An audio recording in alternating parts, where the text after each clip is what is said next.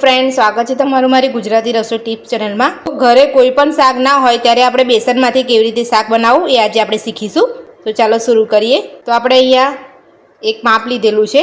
तमारे वधारे क्वोंटिटीमां बनावो ने तमे वधारे पण लई शको छो।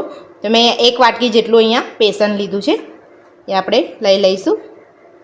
1 चमची धाणा जीरुं पाउडर, अर्धी चमची हळदर पाउडर, 2 चपटी गरम मसालो, अर्धी चमची तीखुं मरचुं, स्वाद प्रमाणे मीठुं, थोड़ुं जीरुं। तो पचवा माटे आपणे 2 चपटी हींग लईशुं। हींग आपणे एटले लेवानी छे कि बेसनथी घणा लोकोने गैस थई जतो होय छे એટલે આપણે 2 चपटी हींग लीधी छे। 2 चपटी આપણે ખાવાનો સોડા લઈશું। આપણે થોડું થોડું પાણી નાખતા જઈને મિક્સ કરવાનું છે। હવે આપણે થોડું મિક્સ કરતા જઈશું। બધું આપણે મિક્સ કરી લેવાનું છે। બેસનમાં ગાંઠા ના રહે એવી રીતે આપણે બધું મિક્સ કરી લઈશું। તો આપણે બધું જ મિક્સ કરી લીધું છે। તો આપણે બહુ પતલું નથી રાખવાનું, આટલું મીડિયમ થીક રાખવાનું છે। હવે આને આપણે મસાલો કરીએ ત્યાં સુધી આપણે રહેવા દઈશું। એક લીલું મરચું લીધું છે અહીંયા મેં, અને 10 થી 12 લસણની કળી અને 1 ઇંચ જેટલો આદુનો ટુકડો। આપણે આદુ લસણ મરચાંની પેસ્ટ બનાવી લઈશું મિક્સરમાં। આપણે પાણી નાખ્યા વગર જ પીસવાનું છે। આદુ લસણ મરચાંની પેસ્ટ આપણી તૈયાર છે। 2 મીડિયમ સાઇઝના આપણે ટામેટા લીધા છે, એ પણ આપણે મિક્સર જારમાં પીસી લઈશું। ટામેટા આપણે પીસી લીધા છે। હવે આપણે શાકનો મસાલો બનાવીશું। અહીંયા મેં 3 ચમચી તેલ લીધું છે। તમે તેલની જગ્યાએ સરસોનું તેલ પણ લઈ શકો છો। લવિંગ લીધા છે મેં, 1 એલચી લીધી છે, 1 તજનો ટુકડો, 1 તમાલપત્ર એ આપણે લઈશું। અડધી ચમચી જીરું, આપણે અહીંયા 2 મીડિયમ સાઇઝની ડુંગળી લીધી છે એ આપણે ઉમેરીશું।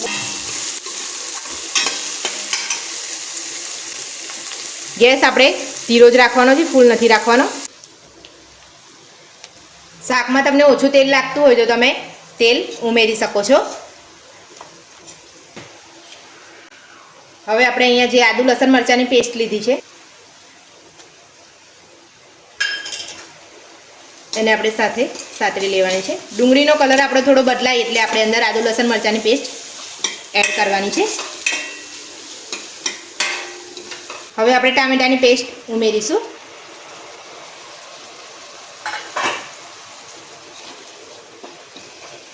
સ્વાદ પ્રમાણે મીઠું આપણે માપનું ઉમેરવાનું છે।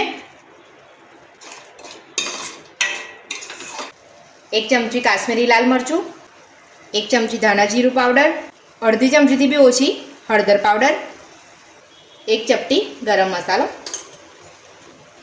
બધા મસાલાને આપણે સારી રીતે સાતરી લઈશું।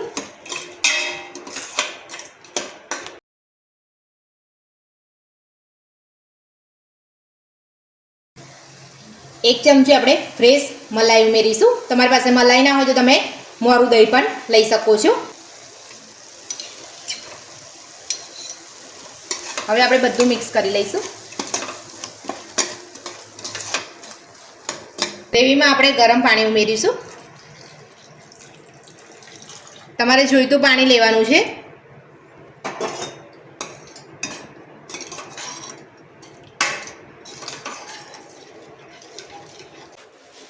एक चमची જેટલી આપણે કસૂરી મેથી લીધી છે અને આપણે હાથેથી ક્રશ કરીને ઉમેરી દઈશું।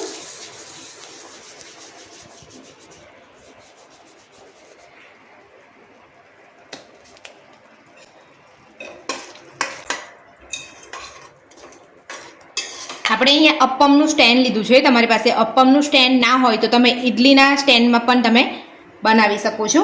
તો આપણે અહીંયા થોડું આપણે તેલ લગાવી દઈશું અપ્પમ સ્ટેન્ડમાં।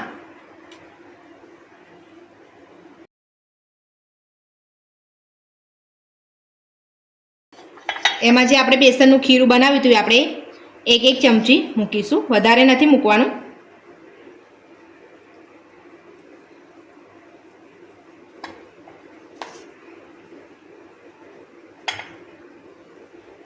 બેસનનું ખીરું આપણે અપ્પમના સ્ટેન્ડમાં ભરી લીધું છે।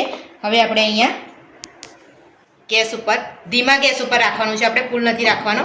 ધીમા ગેસ ઉપર આપણે 5 મિનિટ રાખીશું। ઢક્કન આપણે ઢાંકી લઈશું। 5 મિનિટ થઈ ગઈ છે। હવે આપણે ચેક કરી લઈશું।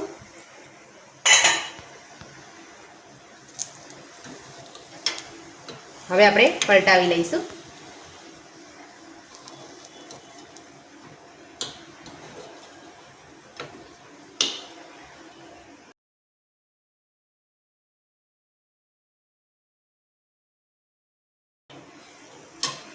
અને હવે આપણે ફક્ત 2 મિનિટ ફરીથી ઢાંકી લઈશું.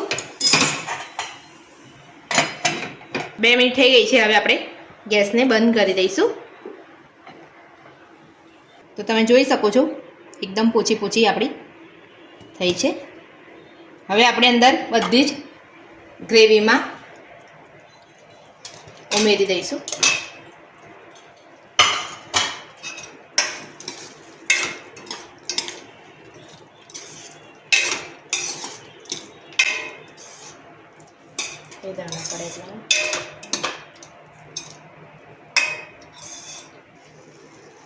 હવે આપણે લીલા ધાણા ઉમેરીશું.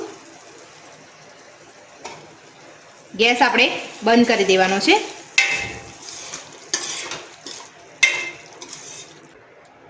5 મિનિટ આપણે એને ઢાંકેલું રહેવા દઈશું. ત્યારબાદ આપણે એને સર્વ કરીશું. તો બેસનનું શાક આપણું બનીને તૈયાર છે. તો મારી રેસીપી તમને કેવી લાગી મને કોમેન્ટમાં જરૂરથી જણાવજો. જો તમને મારો વિડીયો ગમ્યો હોય તો વિડીયોને લાઇક કરજો, ચેનલને સબસ્ક્રાઈબ કરજો, તમારા મિત્રોને જરૂરથી શેર કરજો. Thank you.